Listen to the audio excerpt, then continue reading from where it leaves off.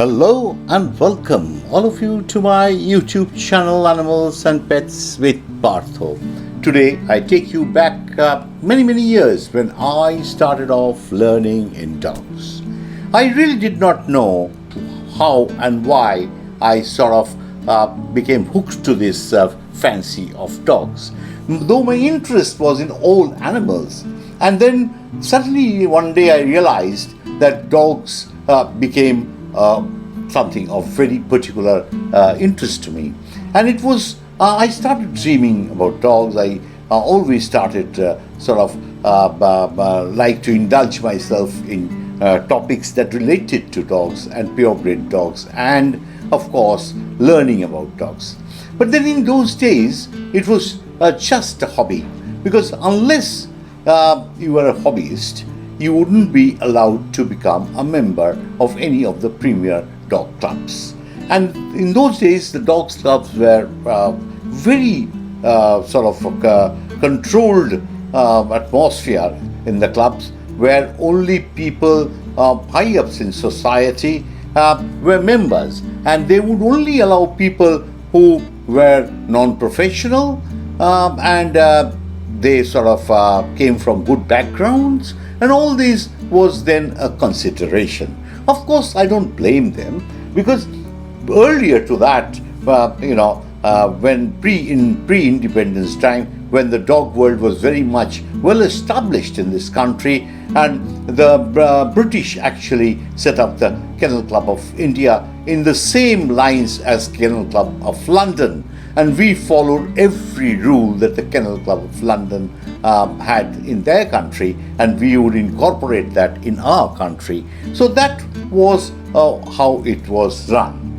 And of course, our kennel clubs here were mainly dominated by Britishers, and the Britishers allowed some Indians to be part of this dog world, but they had to be by the Rajas or Maharajas who had good imported dogs, or they had to be very high up elite people, maybe professionals like big lawyers and barristers and things like that. Unless you were you belong to that category, or that that Occidental fraternity, you wouldn't be allowed to become members and enjoy the sport or go up in the ladder. But then, of course, the judging of dogs were left to people who were even more elite. For them it was it was just a passion, and we would have foreign judges, of course, like you from sometimes from Europe, like Marquis de Perale from Spain. Then we had many judges from, of course, UK, Stanley Dangerfield, Andrew Thompson, and many English judges in those days, Ken Bullock, and you name it, and we had plenty judges coming. And of course, era came when there were a host of Australian judges who were brilliant, who were extremely brilliant, as brilliant as the British judges, because their kennel club was also set up by the British, and they all followed British rules. Even today, I think they would be following the same sort of groupings, and so in New Zealand, because they were deeply influenced by the British system, and it was under those lines that their kennel clubs were setting.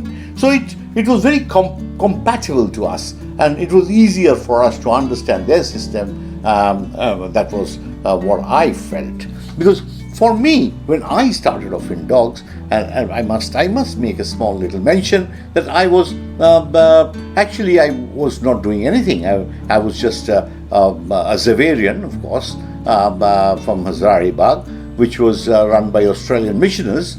And then after that, when I passed out from school, I joined somehow I was swayed into the dog world, but quite accidentally, because somebody I bought a dog from someone, and he sort of never transferred the papers in my name. And so when the dog show came, he took the dog to the show, and the dog won a challenge certificate. It was a boxer called Beryl Von the Masha.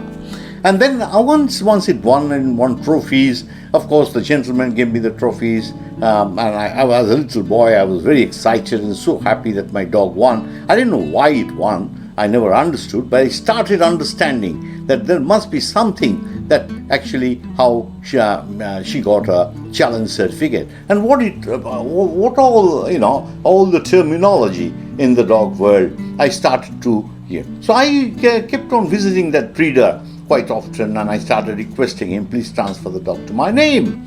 Then he said, no, I gave you at a discount and only on condition that I would be showing it in my name and all that sort of thing. Then, of course, I had to, well, that's not very important, but then he did transfer the papers to my name in due course. And then I started showing the dog, and this dog won. But then that dog, of course, had his limitation, and I realized that beyond this, that was the maximum he could go. He could maximum manage a challenge or a reserve at a show, and he wouldn't go beyond that.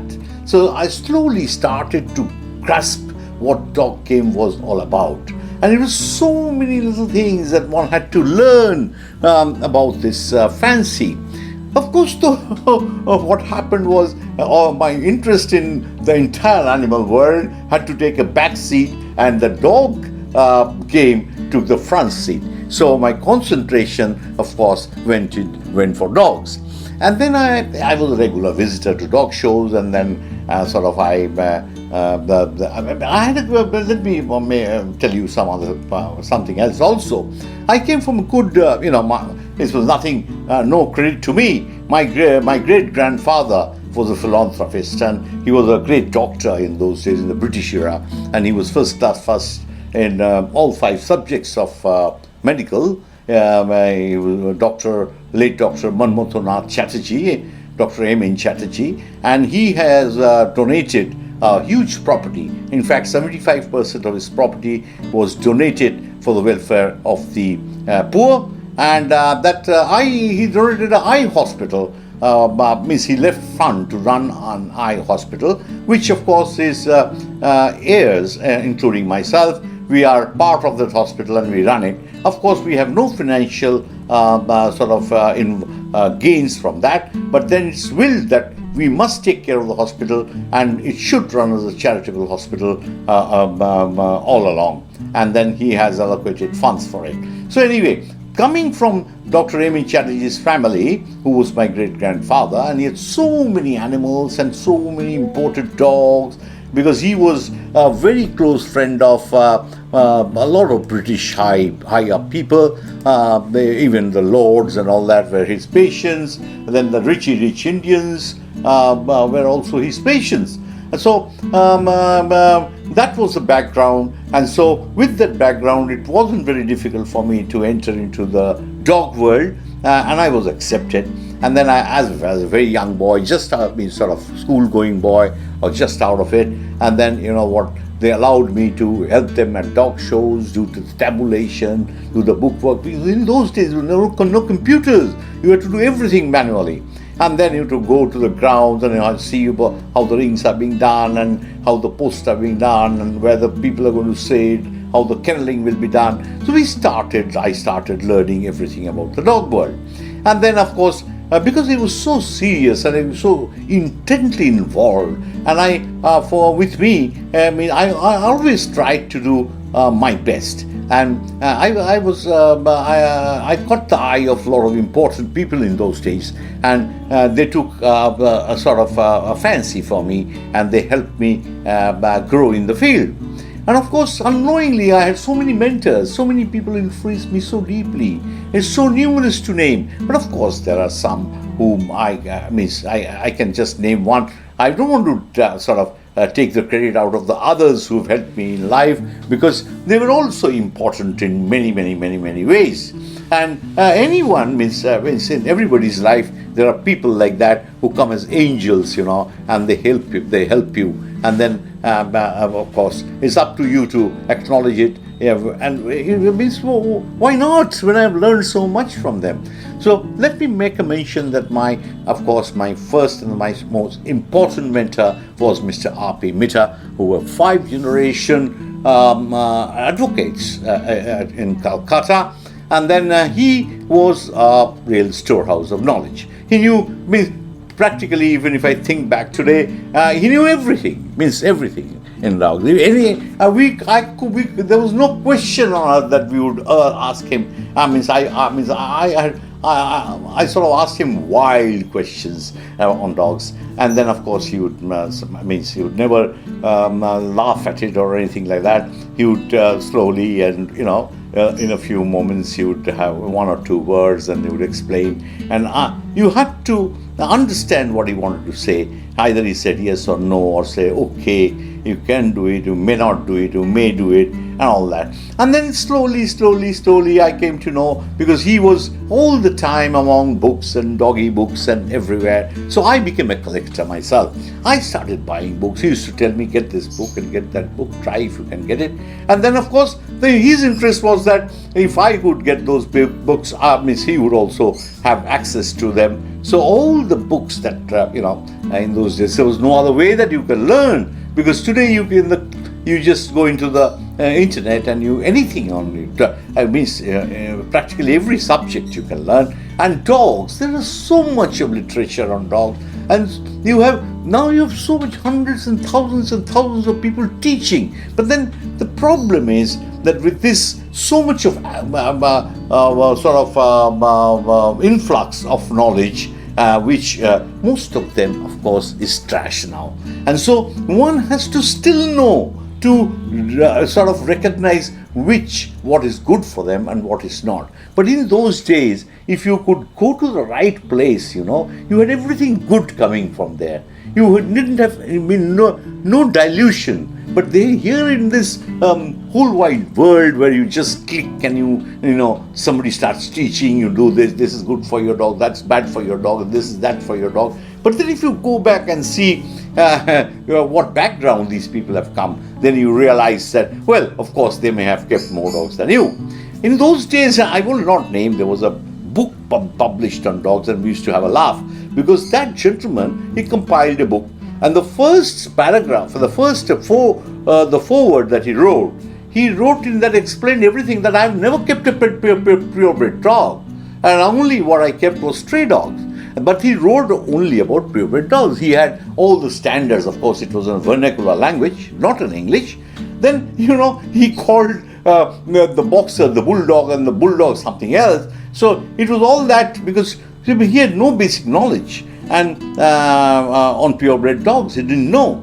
So that is how, people but then it made money because there was no other dog book in the market, and it was in a vernacular, a very popular Indian language, Bengali. Let me tell you, it was made in Bengali, of course, because that was, and Bengalis were very passionate about dogs. Even today, you see, the British influence was primarily in India when they came. It was first in Bengal. And they started with the East India Company, and so this is where the dog game actually originated and flourished. And after that, of course, it went to all across the country, and there were a lot of very important people from various parts. Mainly, we had, of course, Major Goldsmith, who was a Britisher, and then after his death, it was Mrs. Goldsmith, the wife who took over the Kennel Club and ran it for many, many years. And she used to live in Uttakamand, and from there she would operate. And she was helped by one Mr. Thomas Matthews. Everybody called him Baba Matthews. He was a very, very knowledgeable man, and a person who, for a long, long time, he'll help the dog world grow. And of course, then we had divisions, and we had also another elite club started off in Mumbai, the Indian National Kennel Club, which is also a very old club. And then they also had a lot of Rajas and Maharajas who were heading it. Even today, there are some royalties part of it. And then the dog world really started growing. And growing, it was a very friendly and happy atmosphere. Then, of course, there was one personality which, of course, needs mention, that is Maharaja H.H. Jaideep Singh of Baria. He was from Gujarat, Devgat, Baria. That was his state, and then they had a private army. So he really came from a royal background, and not only that, he was also in the central ministry, and he was the chairman of the Amateur Athletics Association of India for a long time. And then we were very fortunate that he was deeply involved in the dog world, extremely involved, so much so that he would not only import some gorgeous dogs of different breeds we otherwise wouldn't have seen them, like standard poodles and Afghan hounds and all that, and with the huge body, he was a big man, and he was quite plump and all that. And he was a fantastic personality, always smiling, always helpful. But then he preferred to handle his own dogs. Of course, he had people helping him and handing over a dog to him while he walked, and he ran with those dogs in the ground and showed them. It was such a great atmosphere to have such fantastic personalities who were leading us, who were teaching us, and I'm very fortunate that I was very close to him, and I was very influenced by him. There are many people whom I have been deeply influenced, and that is the Maharaja Jaideep Singh of Baria. And I must make a mention that if he hadn't been in the dog world today, I wouldn't have become a judge and whatever it is in that very tender age in 1985, because politics in dogs have always been there, and the dog world, it was there, it will be there, but then corruption in dogs is also a big problem in this country. Corruption in everything is a big problem in this country, and the dog world, if it goes to corrupt hands, what can happen is an example of what Indian dog game has finally boiled down to. Because the world knows what is going on here. World knows who is the syndicate. The world knows how everything has been cheated, how money has been robbed, how matters are in court, and how the dog game has broken into splinters. And then now, of course, there are people who are vehemently objected to such huge cheating, and there are they have started different kennel clubs which are doing well. The United Kennel Club, which is a very pleasant addition to the Indian dog world. The Indian National Kennel Club, of course, is still continuing to perform, and they have always performed very honestly, without any scams like the Kennel Club. But anyway, all these sad matters, of course, are there. But apart from that, it is also important to know that we must go forward, and we must take the dog game forward from here, and nothing is too late. We can all get together to cleanse this game and bring the dog game in all together. Everybody in the dog world in this country is important to us, and that is what we must all realize. And once we realize that, once we think that we have to honestly learn dogs, if we are to this is not just a game which is restricted to India, because we are all showing, breeding, whatever, are mostly all imported dogs. They are all foreign breeds. They are not Indian. So we have to be in the same platform, or the same level, or the same level playing ground as the other countries are. So with these words, I will end today, but please subscribe to my channel, because the next episode is going to be very, very important, where I tell you how the kennel clubs in this Asia, what was the scenario there, and how the Japanese Kennel Club came up under the leadership of late Mr. Kariabu, who took the Japanese Kennel Club, which rose like a Sputnik and became the greatest dog game country in the whole of Asia. Even today, Japanese are the leaders if you look at the quality of the dogs, if you look at the basic knowledge of the people over there, if you look at the standard of grooming, you look at, then they are by far the most advanced dog game country in the whole of Asia. And it was all because of this very devoted and very sincere efforts of Karyabu. And of course, we've seen a lot of great Japanese judges come to India, I can tell you. But all that I'll talk to you later on in my coming episode. We have seen the likes of Kinso Kobayashi, we have seen Dr. Kiyoshi Sato and the others who, Miss I, as an organizer, had invited them to judge in India.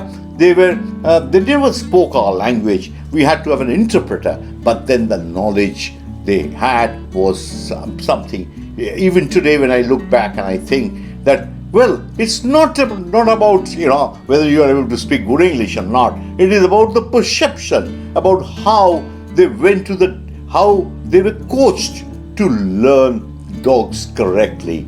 But we have been very sadly under the influence of the syndicate, who has only taught everybody that you can only pay money to become a judge, you can only pay money to win a dog show. And so he's completely ruined the the generation of dog lovers who cannot think beyond that. They think they have to pay money and jump the others. They must leave the people who are knowledgeable behind, and with money they become judges. So what happens is these idiotic judges have actually been killing the game. I don't blame them. They paid a lot of money, or to the syndicate, or they had otherwise in kinds or services or whatever. They had to do a lot of things. They were compelled to do to become a judge. So it's not actually I blame them, but then it's the bad fortune of our dog world that we have. And see, we are no one now in Asia. We're not even we are not leaders. But then we were the leaders in Asia. We were the greatest dog game country in the whole of Asia. We were the oldest club. And all this that transpired is all politics. And we in those days we were number one. We always were, and we consider ourselves really quite, sort of at par with, there was nothing that we wouldn't be able to know, because we knew English, which was important. And then we could read all the books that the greatest people in the dog world wrote and, were published. So we get quite the knowledge directly from people who were taught by the Britishers.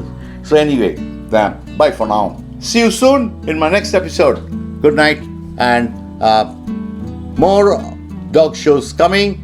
So look forward to very interesting times and more talks about dogs. Be tuned in. Dog Judge Partha. That's our handle, YouTube handle. Just type Dog Judge Partha, and there'll be hundreds of episodes that I've already done so far, and I'll be doing hundreds more, I'm sure. And many are very important and very interesting. And of course, there'll be other episodes on other animals, horses, cats, and birds, and other things. But dogs, of course, has a special place in my heart, which I always will keep talking about. Thank you, and bye-bye.